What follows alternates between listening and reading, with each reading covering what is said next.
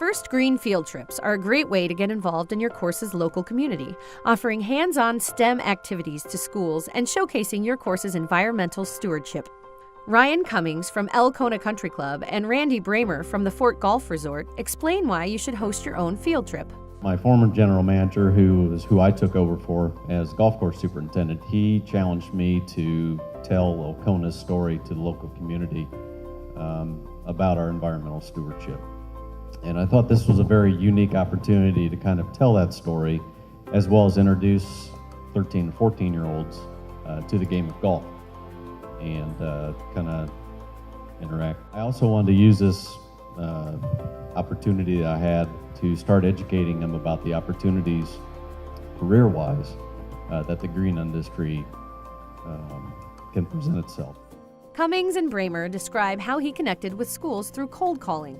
I ended up taking about 7-8 months and emailing, calling numerous principals from 5 area districts around our club, and a lot of rejection, a lot of not interested.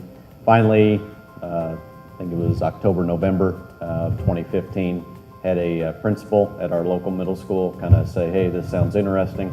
A couple weeks later, one of the math teachers from the 7th grade, who actually only lives a couple minutes from the golf course, stopped by. I invited him to give him a tour of the facility, and that's kind of where it went from there. It just so happens that I bowl with a woman that is a school principal in our local school district, and she's also a very avid golfer. And when she and I started talking about the program, she immediately jumped on board, and she said that she wanted to make sure that she wanted her 5th grade class, her entire 5th grade class at her school, to be involved with it. And she and I have been working on it, and her 5th grade class is going to be the group that's going to be coming in April. I think that's one of those things that finding someone that you'll feel comfortable working with, and somebody that also shares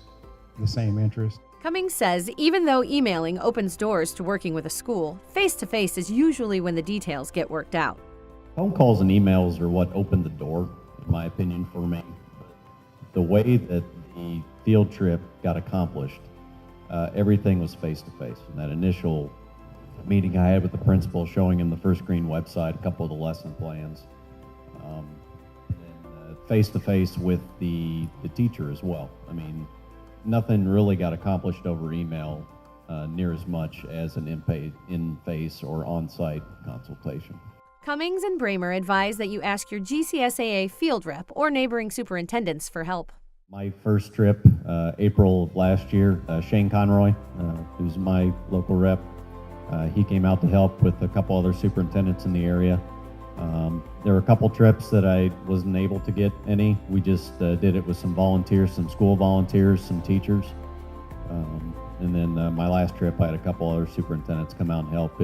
With ours, it was really a collaboration between the school district, the teachers, and a couple superintendents that were interested in hosting their own trip. I've seen how the programs work to a certain extent, and I just decided that I wasn't going to try to do it all myself. So I've solicited the help of about a half dozen fellow superintendents, some salespeople in our area that I'm really good friends with, that are all people that I think will be really good people that'll help work with the kids, communicate with the kids. Cummings says that even though it can be tough to connect with schools, it's all worth it. Persistence, persistence, persistence. I had so many doors slammed, or phones slammed, I guess, before I finally made contact with the school that I'm working with, that, yeah, there's sometimes I just, is this really worth it? In the end, it's totally worth it. For more videos and support materials, please visit www.thefirstgreen.org.